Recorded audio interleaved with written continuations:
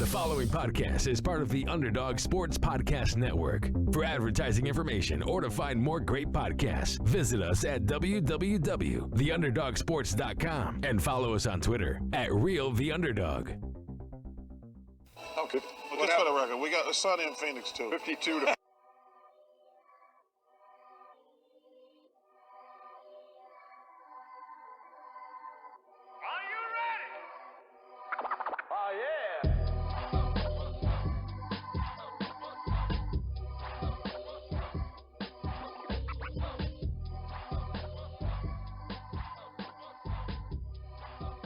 Hello, everybody, and welcome to the Sunny in Phoenix podcast, a weekly podcast where we keep you up to date on everything Phoenix Suns basketball. My name is Charlie Erling, and as always, I'm joined by Mitch Krmpotich.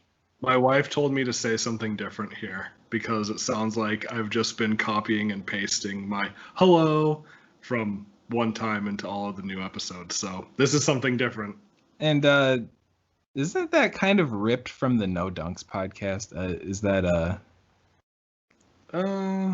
who's the last guy they introduce? Tass. Well, they do Tass and then Trey Kirby with the AO, and then Lee Ellis says friends. And then who's JD. The guy that JD. Yeah, I guess JD kind of does that. I think you kind of ripped it from him. Maybe it wasn't on purpose. Maybe subconsciously. Yeah, you're just that kind of guy. You two are similar fellows. I'm cool with that. He's All a right. good guy. Okay, well, this week on the show, we'll be talking about how the Suns have been faring without Devin Booker due to his hamstring injury, and then we'll go over this week's games and preview next week's game. Follow us on Twitter at SunnyandPHXPod. Same thing for Instagram. Go on iTunes, leave us a 5-star review and a comment, and you will get a shout out on the show. All right, the Suns without Devin Booker, or Dario Cam, Javon Carter for a few of these games, or Damian Jones. We've been faring all right. We're 2-2 over this stretch. One of the losses was in double overtime to the Nuggets. We talked about that game last week. And then a 5-point loss to the Oklahoma City Thunder. So all in all, it seems like the guys are hanging in there pretty well without our star, Devin Booker. Yeah, it's unfortunate to watch the team play without Book, but we're figuring it out, and this is just part of the game. Injuries are going to happen every year. It's pretty tough to play every game in the NBA because you're going to get nicked up, or especially with COVID, you might have to enter health and safety protocols. So we kind of expected things like this to happen, and we're doing okay. Absolutely, and doing okay is just right, and especially when you compare that to what would have happened last year had we missed Devin Booker. And we did have a few games without him last year, and it wasn't pretty. I mean, look at the on-off ratings last season. If Devin Booker wasn't on the floor, we struggled. We got spanked pretty frequently if he was not playing. So, all in all, we're holding up pretty well. We had a 21-point win over the Warriors and a 6-point win over the Mavericks during this stretch, too. So there's been guys, all the way across the lineup who have been stepping up to, make up for what we're missing. Yeah, and just to throw out some names, Deandre Ayton, Chris Paul, Jae Crowder, Mikal Bridges has struggled a little bit scoring, but he's still stepped up, filling that role defensively. Not that Booker has a huge role defensively, but stepping into that shooting guard position per se, just adding something different to that spot. So, yeah, guys have stepped up where they've needed to. Right, and, we talk about this pretty frequently, but Mikal getting into the lane and pulling up for those jumpers once he gets into the paint, it's a thing of beauty. That wingspan just kind of puts him above everybody else. Obviously, he gets some nice height on his jump shot as well, but that's a tough shot to block, and he has really nice touch in there, and that's something that we need to kind of lean on. We need to get into the paint, especially without Booker on the floor. I'd say that's somewhere where we've struggled, but recently we've been getting to the line. We've been really trying to pack it in, and I mean, that's what we need to do without Devin. So DeAndre Ayton, let's talk about him first.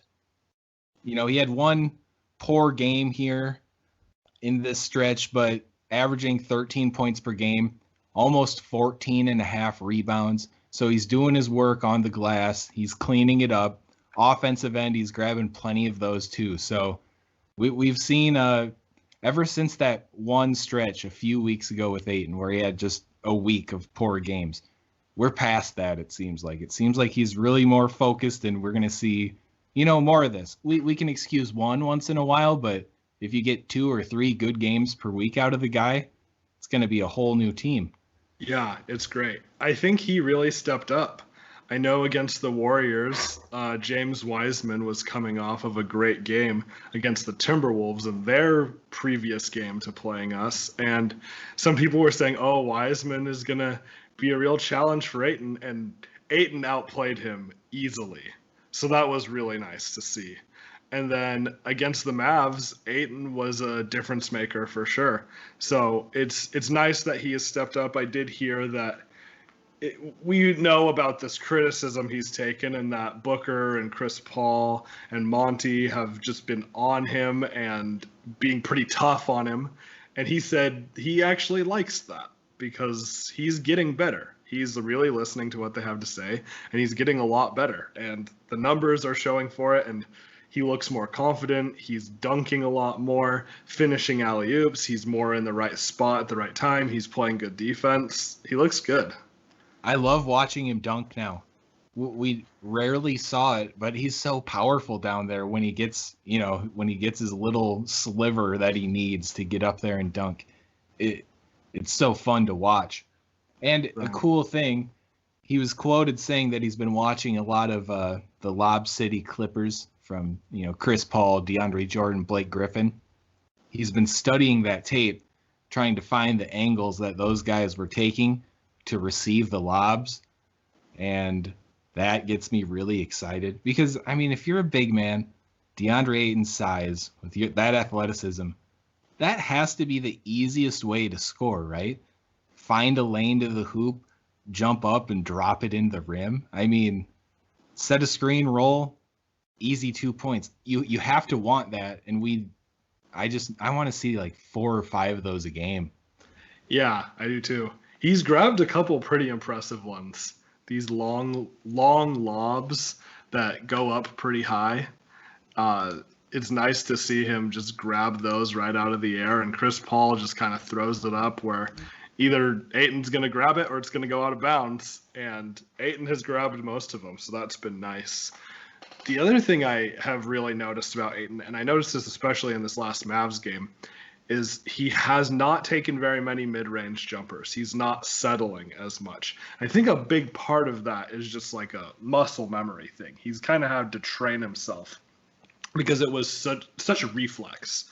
There was one point in the Mavs game where he catches the ball right about at the free throw line, and he kind of went up like he was going to shoot it. And in my mind, I was like, he's just going to shoot it. Of course he's going to shoot it. But he didn't. He passed the ball out beyond the three-point line to the corner, and then he went down to the low block and posted up.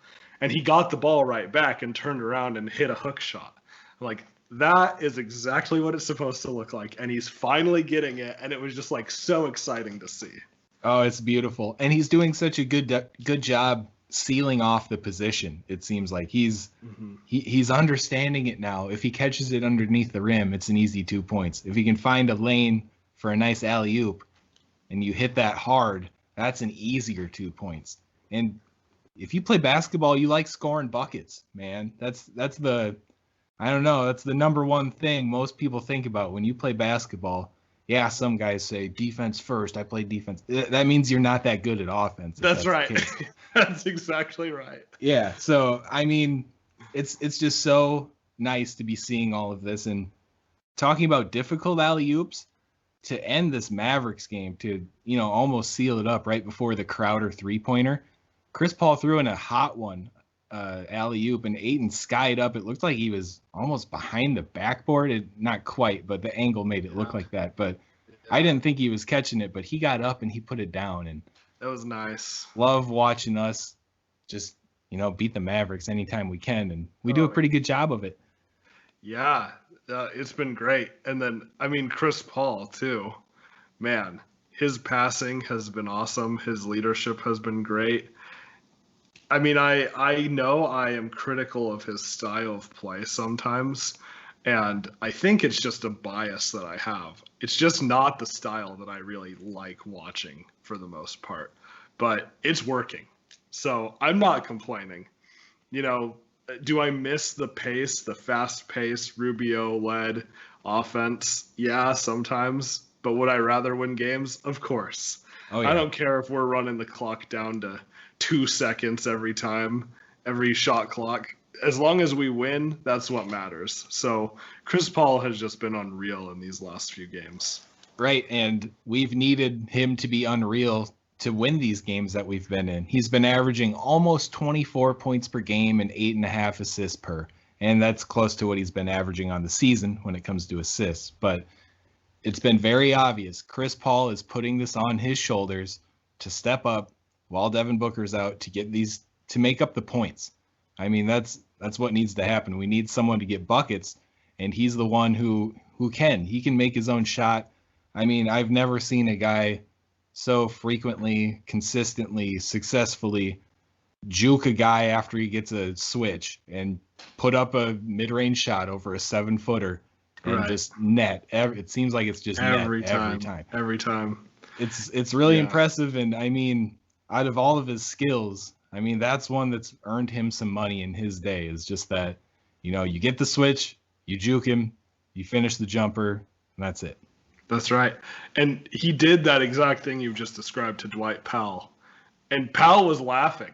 Like, what am I supposed to do? Right. It was hilarious. No, it's like Chris Paul turns on a gear.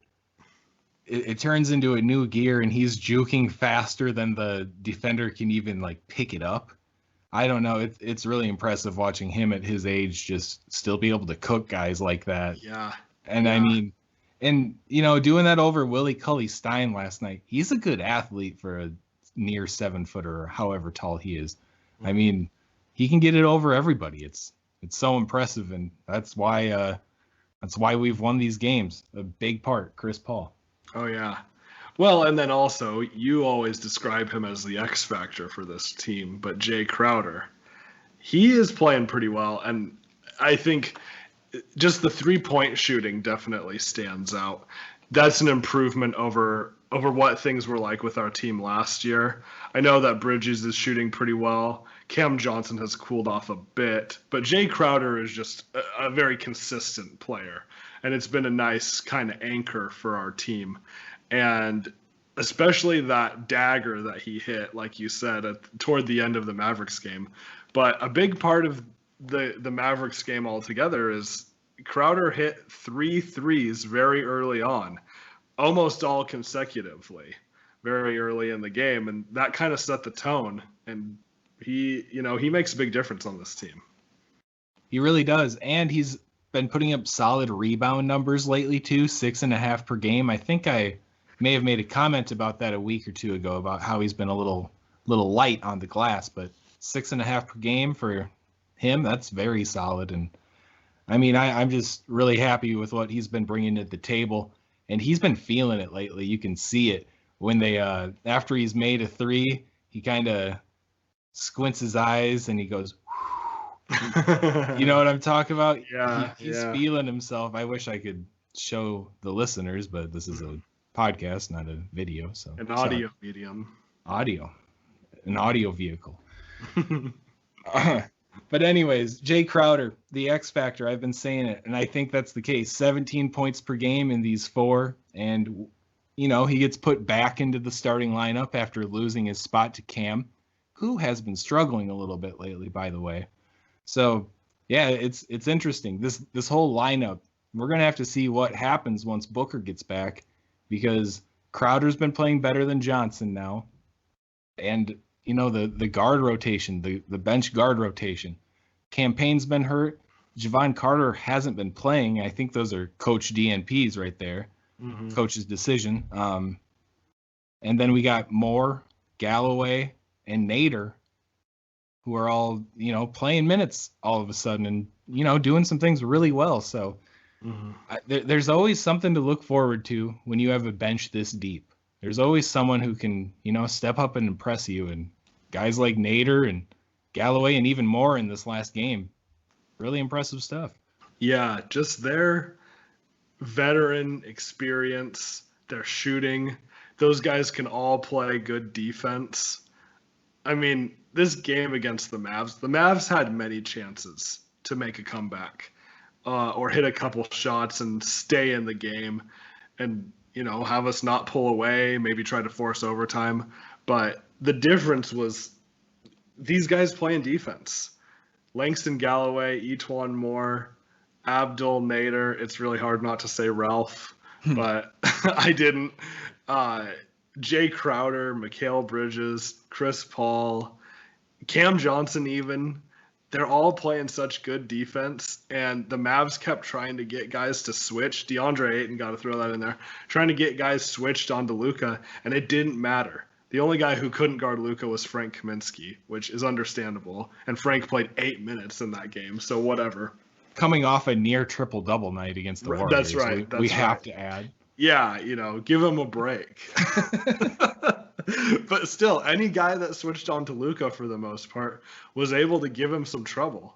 So it was really awesome to watch that defensive teamwork. And this is coming from someone who is not very fond of defense. So it was great. Something I do as a petty Homer fan, after we, I'll do this after we lose too, but I'll go to the opposing team's subreddit just to see what the fans are saying about the game. Mm-hmm. And I found this a post on the Mavericks subreddit where the guy was previewing the game for the Mavs versus Suns. And he said something like, the Suns have one of the scariest perimeter wing defenses starting units in the NBA with Jae Crowder, Mikal Bridges, and Cam Johnson. I have never thought of it like that.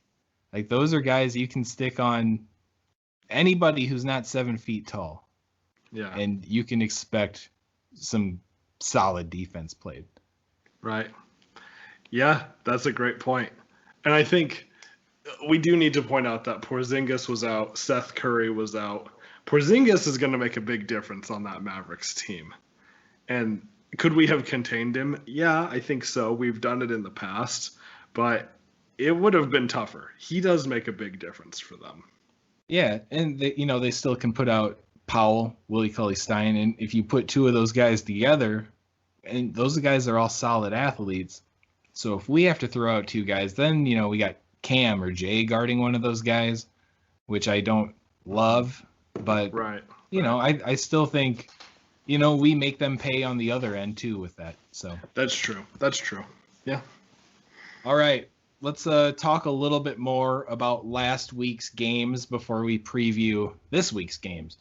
And the first one of last week was the Suns versus the Thunder. This one was a tough loss, 102-97.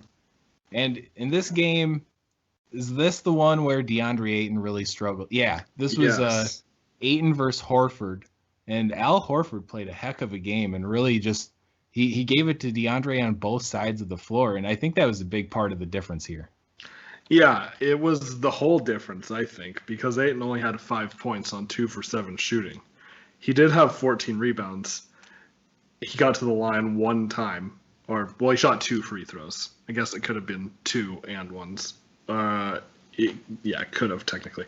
But he was +7. I think that's what kind of stands out to me is despite playing a pretty bad game, he was still +7, so making a somewhat positive impact. But, if he hits 2 or 3 more of those shots like he has been, then this game is completely different. Yep, that's a very good point. And I wasn't expecting this. I was, we were kind of on a roll with Ayton. He was really looking impressive, aggressive, and then this is just one of those duds that seems to happen. And I don't know if this is something something that we should actually worry about rather than saying that he's terrible like some people like to do. But maybe there is going to be a game a week where he just lays an egg. Is that something we maybe should just look out for? I don't know about a game a week, but I think we do know that Ayton's going to struggle against certain types of guys that guard him. Al Horford's a good example of that. Or we know he doesn't play very well against Steven Adams. The guys who are really physical, he does tend to struggle with. He's getting better, but it's still going to take some work. So I'm not super surprised about this. And it's not all on Ayton either, because Bridges was 3 for 13 shooting. That's pretty poor as well. Cam Johnson was 3 for 8. Jae Crowder 5 for 16. All these guys shot a lot worse than they normally do, except for Chris Paul. Yeah, that just wasn't a great night. That was 38% from the floor, 35% from 3. So only shot 3% better from the floor than 3. That's bad. That's not going to win you a ton of games unless you make 25 threes. Then maybe that's something different. But right. And yeah, Chris Paul was the only one to get going in this one against his old team. 32 points, 5 assists, 5 rebounds. And, Mikhail, this was a tough one for Mikhail in general because, and props to Gilgeous-Alexander, who's a terrific player. But he's great. Mikhail didn't seem to bother him a ton. Yeah. He was 6 for 18 from the floor. But 21 points, that's going to be some damage. Yeah, I 6 for 18. If Mikhail's going to hold someone to 6 for 18, that's fine. But he's a solid player, so that'll be a tough matchup for years to come. He's just a kid too. He's younger than the majority of our core, so that's yeah. I like him a lot. He's good. Yeah. He's fun to watch, and he's one of those wiry guys who isn't weak. When you see a guy like that, you think he's just going to get blown in the wind and just float off the court. But he can hold his own for sure. Yeah, he's tough. All right, next game against the Warriors was, this was a much needed win. We were due for a win. A lot of us thought this one would come in the Thunder game, but save it for the next one. Big 21-point win over the Warriors, 114-93, and this was our bet question last week. Yes, it was. The question was, how many threes will Kelly Oubre hit? So between you and I, you said 0. I said 1 because what else am I going to say? And you were right. He didn't hit any. Kelly had a really poor game, and he was trying to, for lack of a better term, sauce it up. And it didn't go very well. No, he missed a dunk too. And when you're missing dunks, you could tell very early on that this wasn't Kelly's night. And to be honest, if he would have came out, hit a couple shots right away, I would have been a little worried about it. The redemption game, that's a real thing. But he really laid an egg, and it was really enjoyable to watch. I know it. Shout out to Sundress Dunks at Sundress Dunks on Twitter, who correctly guessed 0 3-pointers for Kelly as well. He actually got this right twice because we tried to do this question in that first Warriors game, but then it didn't happen because of COVID. So technically got it right twice, I suppose. So Shout out to you, Sundress Dunks. I was rooting for Kelly to hit one. I really wanted him to. At the end of the game, when he was just firing I up, said he made one. Yeah, I wanted to. He made it. But besides that, when we were clearly gonna win, I wanted him to score a little bit. I feel bad for him, kind of. I know a lot of people don't, but I do. I'd feel bad for him if he wouldn't have talked smack about the organization. Like, if he hadn't have done that, I'd be feeling for him a little more, but he had to throw some mud. That's true. So, yeah. Well, and I guess he had a pretty good game, I believe, the game before this one. Right. So I was a little bit nervous, like, oh, he's going to have a head full of steam. He's going to be feeling it and keep going with this momentum, and he's going to make us pay. But no, let's see. His line was not impressive. I got it right here. 1 for 11. 4 rebounds, 1 turnover, minus 17, 2 fouls, 0 for 5 from 3. Yeah, it was rough. It's everything that I wanted to see. So I'm happy with that outcome. And otherwise, just a great all-around game from us. We had 7 guys finish in double digits. Mikhail led the way with 20, Crowder with 16, Johnson with 13, Ayton with 12, Paul with 13, Kaminsky with 12, Nader with 16. Big game from Nader. But it doesn't matter. We're going to talk about Frank Kaminsky. 12 points, 13 rebounds, 8 assists, 0 turnovers, 8-0 turnover ratio this game. Give me a break. And a steal. Yeah, it was great. And in his post-game interview, they were asking him about, you almost had a triple-double. And he's so funny. He says, well, if my teammates would have hit their shots, I probably would have had a triple-double. Mikhail had a couple wide open. I'm like, that's so funny. I love Frank so much. Oh, that's so good. Imagine if a superstar would say that. Everybody would take that so poorly. But when Frank Kaminsky comes out and starts calling out Mikhail Bridges for missing threes, oh, that's good. Yeah.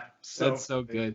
But that connection, though, Frank found Mikhail on a few back cuts where Frank just nice little lob over the defense right into Mikhail's hands, easy layup.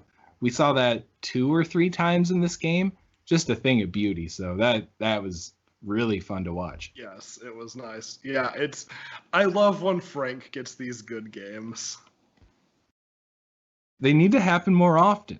They need to become a little more consistent. I wish they would, and who knows what's going to happen once Dario gets back into full swing, and we're still bringing along Jalen Smith. So I love Frank, but I really hope he's enjoying this while he can. Yeah, well, and I'm sure he is. I'm sure Frank is happy to be making a couple $1 million to have fun with his friends, Oh, yeah. And, I mean, he has to have no expectations after this offseason, going to Sacramento, getting cut, back to the Suns. I mean, I'm sure he's ecstatic to be here, but... Oh, yeah. Well, he's such a smart guy and such a reasonable, easygoing guy. He's just enjoying every second of this. Frank the Tank, what a guy. Yeah. All right. I'm sure Jalen Smith is learning a lot from him. Yeah, just absorb everything you can, except not the bad stuff. Yeah. Not quite that goofy stuff. But anyways, last game of the week, we just watched this a couple nights ago now. The first game of Suns versus Mavericks. This episode will come out the morning of the rematch of the Mavericks. Monday. So, yep. All right. So in this last one, it's a beautiful thing. Every time the Suns beat the Mavericks, DeAndre Ayton and Luka, the whole thing that just doesn't stop. We beat the Mavericks. DeAndre Ayton beats the Mavericks and Luka Doncic. And it's what's their head-to-head record? Is it 8-1? Something like Suns' that. favor? Yeah, it's not close. I think they beat us one game where Ayton didn't play, so we don't count that one. I think it's 8-1. Right. And we beat them twice in the bubble. Yeah. Yeah. I like playing the Mavs. Back in the day, maybe 10, 15 years ago, I used to hate playing the Mavs because they'd have our number all the time and Dirk would just torch us. And, I remember there's a little bit of a rivalry between the two, but it's nothing like the Spurs or the Lakers or anything. And I just remember back then just hating the Mavs so much. And now it's flipped.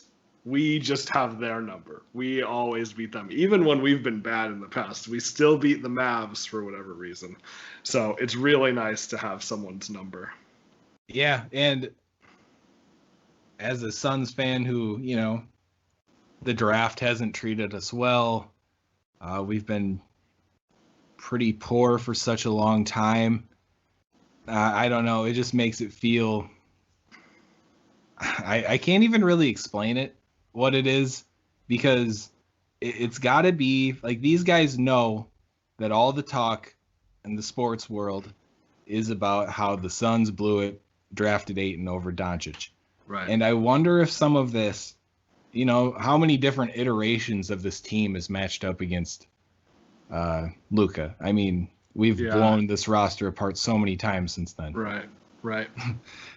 Twice. But anyways, it just seems like there's something in the back of everybody's minds in the organization. It's probably at the organization level, the owners, the front office. They're sick of it. They don't want to lose to the Mavs anymore. They've had enough of Mark Cuban and his big mouth, who you could hear scream all night through the Mavericks broadcast, by the way. This is a quote from Mark Cuban. Sorry, I'm getting carried away. This is a podcast. We got time. I'm doing it. So I'm watching the Mavericks broadcast last night. Mark Cuban sits like courtside at like center court opposite of the bench. So he must be right under the camera because literally everything he says gets picked up. Right before halftime, we've shot 10 more free throws than the Mavericks, and Mark Cuban's yelling at the refs, "They've shot 10 more free throws than us. It's just halftime. You're going to be hearing from me at halftime." Like, he was yelling at the refs like that. Wow. That's not cool, man. I don't like hearing that, and it's just disappointing. And the Mavericks also did some goofy stuff last night where they muted their crowd noise while we were shooting free throws. Did you pick that up? I didn't realize that. They completely muted the crowd noise, trying to get into our heads. After the third quarter, Carlisle, their coach, went up to some table and he said, turn the volume back on. And then in the fourth quarter, there was sound during our free throws. Like, they were trying to ice us out by putting it completely silent in the arena rather than the normal. Wow. There's just, like, I don't like the Mavericks. I'll just say it. There's so many things. Yeah. Where, I love that they tried to do that. I think that's great because we shot 27 for 31 from the line. Yeah, whatever you were trying wasn't working, boys. Yeah, I love that. That's great. Yeah, okay. Wow. I just went on a long jaunt there, but I hear you.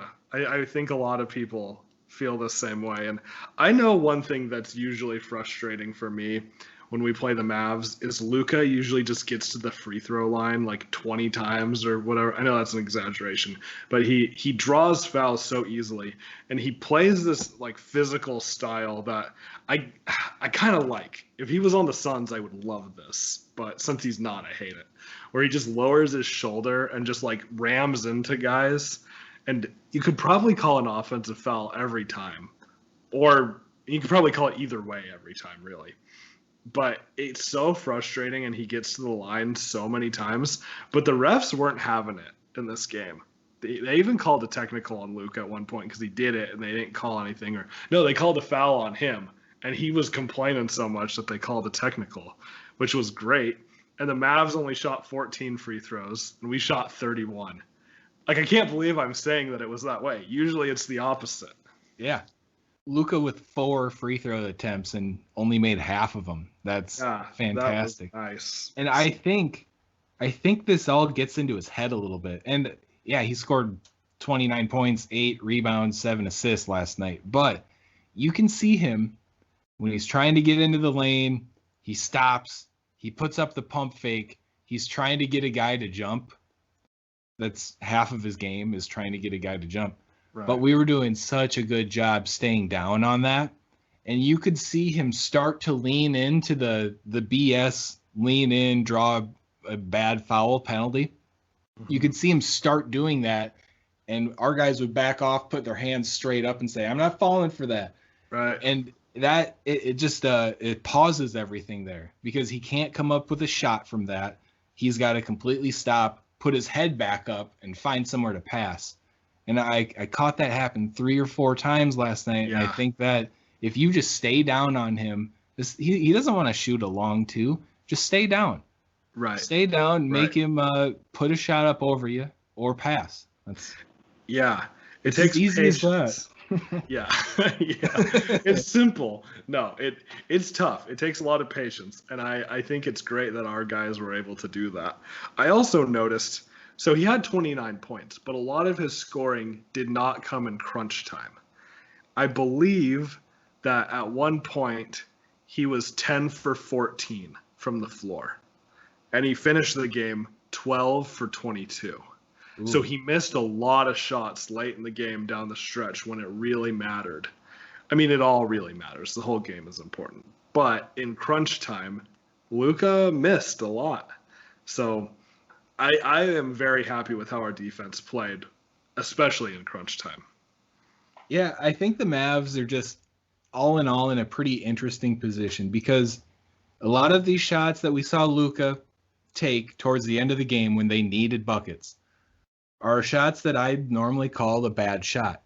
But it's Luka Doncic on this offense with Dorian Finney-Smith and Willie Cauley-Stein. So someone needs to take him. It should be Luka. Luka needs to get his shots. But we're playing solid defense on him. We're making him work for literally everything except for I think he had 4 points at the very end of the game where we pretty much just let him walk in while we were trying to end the game. Right. But I mean, the way that we made him get his shots, it was really a thing of beauty. And yeah, it's weird saying this about how old is he? 20, 21, scoring 29 points. But we did our job on him, and they don't have anyone else on the roster that can help carry him to wins right now, especially without KP. Yeah.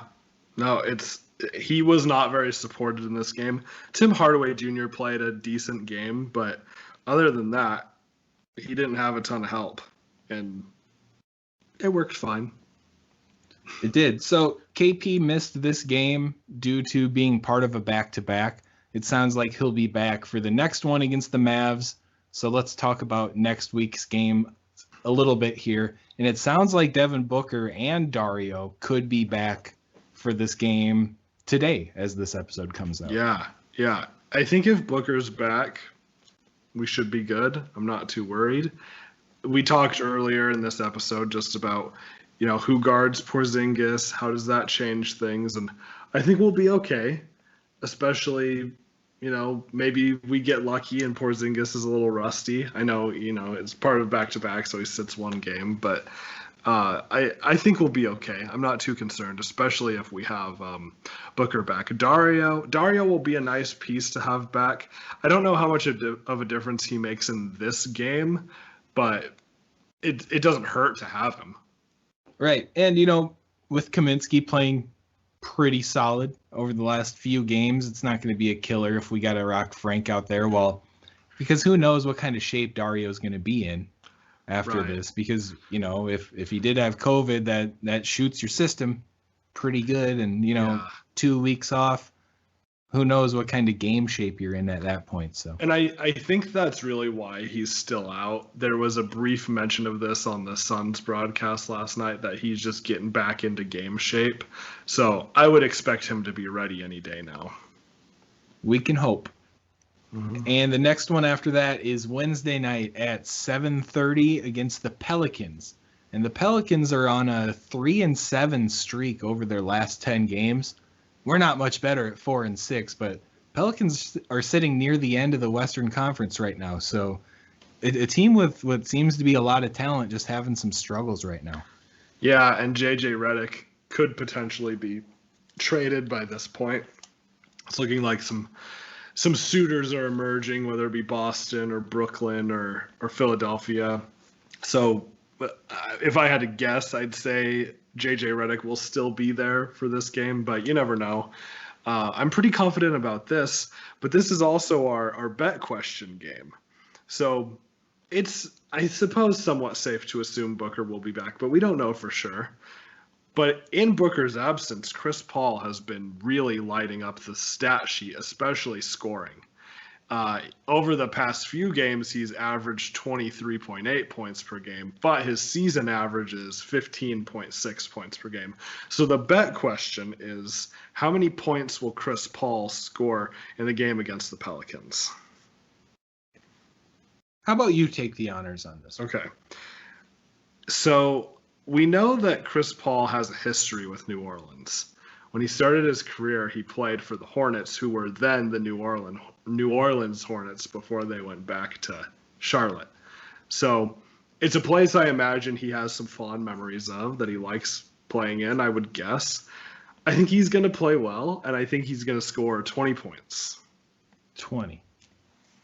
All right. I think we're going to see everything fall a little bit closer back to that 15.5 average now that Booker's back, assumedly. I'm going to go 18 for Chris in this one. 18. Okay, so tweet at us at Sunny and PHX Pod, whether that's just sending a tweet, DMing us, whatever you want to do, with your guess for how many points Chris Paul will score, and whoever is closest will get a shout out on next week's episode. All right. And then 2 more games next week, and one of them is on Super Bowl Sunday. So we're still trying to figure out what we're going to do for the show for this one. So let's talk a little bit about the Pistons game. That's Friday night at 7. And if we all remember, the last time we matched up with the Pistons, it didn't end very well. No, I think this one will be different. When we played the Pistons last time, it was an off game, just things not firing, the shot wasn't going down. I think we'll be okay here. It also begins a 7-game homestand that's against all Eastern Conference teams. So we're not going to travel for about 2 weeks. And I think we're going to be excited about that. It's going to be nice for these guys to be in their homes, in their own beds, with their families and all of that for 2 straight weeks. So I think we're going to be excited to get started with that, and I think we're going to come out and just handle the Pistons easily. Yeah, I hope we're a team that remembers that Detroit game, remembers getting spanked by one of the worst teams in the East, and they come back. When we get them again at home, I hope we absolutely ruin these guys. And Jeremy Grant having a great season. He got out of Denver playing behind the stardom of Jokic and Murray. He's getting a chance to shine on the Pistons, and that's been pretty fun to watch. So, yeah, they have an interesting future in Detroit, but man, I just really hope we give them a spanking in this one. Yeah, and I just think that there'll be a little bit less pressure. Maybe there's a little bit pressure to win after we lost to them once, but all these games against Eastern Conference teams, do we want to win? Yes, of course. Any win is going to help playoff position. But since they're not against Western Conference teams, against the teams that we're competing to make the playoffs against, there's just that much less pressure. Now, that might be a bad thing. Maybe we need the pressure to really force ourselves to play well, but I view it more of like a fun thing. Like, can go out a little bit more carefree, a little bit more loose and relaxed, and just play the game. I hear that. All right. Then Super Bowl Sunday, we got the Celtics at noon. I don't know. This is the one I hope that we are at full strength for. I hope that Dario's good. I hope that Campaign's good. I hope everybody's just back 100% ready to play, because the Celtics are a fun, deep team. I mean, Tatum and Brown are just a lot of fun to watch. Kemba, I mean, they're a good squad. They're a great team. Yeah, I really like Jaylen Brown. Yeah, same. Read about him off the court. He is an interesting guy. Very, very smart. I really like everything that he does. So this could be tough. They're a good team, especially if, talk about the Pelicans might not have JJ Redick. Well, the Celtics might have JJ Redick. Ooh. We don't know for sure, but if a trade like that goes through, that would be even scarier. Hard to say, but even without, the Celtics are a very, very good team. Potentially a, Eastern Conference champion this year. They're looking really good. And this game it's a great measuring stick for this Suns squad. We started off real hot. We had the week off. We kind of fell apart. Seems like we're getting things back together right now.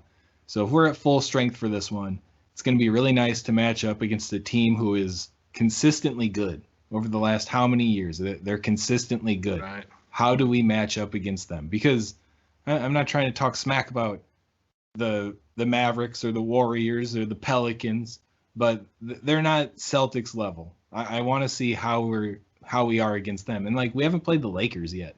I want to see what that's like. Yeah, that's going to be interesting. Well, and you know what else is interesting? Just a scheduling note is we have the month of February scheduled, and the vast majority of those games are at home. Then we have one game in March scheduled, which is actually against the Lakers. And then we don't have the second half of the schedule yet. So I don't know what that's going to look like. Man, we're flying through the season. Yes, we are. If we're already almost to the halfway point, that seems pretty crazy. Just a month away from that is what it is. Right. Wow. Yeah. Wow. All right. And with that, we will move to our non-sports section of the show. And this week, apologies for those of you who really look forward to not hearing about sports. We have to talk about sports in this section because it's our annual tradition where we make our Super Bowl prediction. This is the last episode we'll have before the Super Bowl. So we're going to need to make a little prediction here. And if you recall last year, Charlie was very close. He predicted the right winner, and he was very close to the actual score. So we don't really have anything riding on this or anything, but it's just fun to do. So who do you think is going to win the big game? Well, I'm leaning Chiefs. And is that because of my hatred for Tom Brady over all of these years? Yeah. A lot of it has to do with that. But the Chiefs are a really special team, and Patrick Mahomes is really fun to watch. And I'm a Dolphins fan. I've watched Tom Brady play a ton of games over the years. And yes, greatest of all time. I can say that. Can admit that. But Mahomes is so much more fun and electrifying to watch play. So that's been like every time I get a chance to watch him, I'll tune into a Chiefs game. So I'm just leaning towards that Chiefs squad. I mean, they're so powerful on offense, and I just don't want Tom Brady to win. We're not here for like football analytics or anything. I just don't want Tom Brady to win. Final score: Chiefs 36. Bucks gonna put up a fight, put up 28. Okay, so I am in a similar position to you, but it's more. There's a little bit more conflict. Since I'm a Broncos fan, I really don't like the Chiefs. I can admit they're great.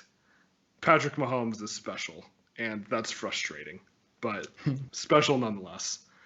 Tom Brady, I can't stand him either. It's been years that he's frustrated the whole NFL, basically. He's 43 years old, and he's still playing very well. So it's tough to really choose who to root for in this game. I suppose I'm rooting for the Buccaneers slightly, especially because I like their defense. Shaq Barrett, who used to play for the Broncos, just a great linebacker. Really, really good. I've always kind of liked him. He seems like a good guy. So rooting for the Bucs defense, I will say that much. But yeah, I hope it's a good game. I hope it's a close game. My prediction, I think the Chiefs will win. I do know that Super Bowls tend to be a little bit lower scoring typically, though. So I'm going to say Chiefs 30, Buccaneers 21. That's fair. I'm just rooting for a barn burner Super Bowl. I mean, I guess 36-28. I want to see it 48-36 or something like that. That'd be so much fun, but it's pretty rare when we get to see a Super Bowl like that. Yeah, I want a good game. I want a close game, and I know we're going to be doing fun stuff, eating good food, doing the Super Bowl stuff. Oh, yeah. So my wife and I will both be fully vaccinated by that point, so that's kind of nice. That will be nice. Yeah. Fully vaxxed. You can go be a wild man once again, Mitch. Well, no, that's not true. But just feeling a little bit more relieved. I'm already fully vaccinated, but she'll be fully vaccinated by that point too. So that's a relief. But yeah, I mean, the Super Bowl is fun. Even if it's two teams that you don't really like, it's still fun to watch every year. Maybe my team will get to the Super Bowl in my lifetime, or an NBA championship. That'd be something. NBA championship, that would be nice. What's that even like? I don't know. Well, football, right? I do. Yeah. Okay. You're right. Give me a taste. I literally don't even know. Well, Does it feel? Is it more than just like? I mean, I've had teams fighting to get into the playoffs when everything leans on one game. can you multiply that by a certain amount to say what a Super Bowl is like? Yeah, I mean, so when the Broncos won Super Bowl 50, it was really satisfying because what was it? 2 years before? Yeah, 2 years before they were blown out in the Super Bowl. They had one of the greatest offenses of all time, and they got blown out by the Seahawks. And I lived in Washington, so you can imagine how that went. But yeah, it was rough.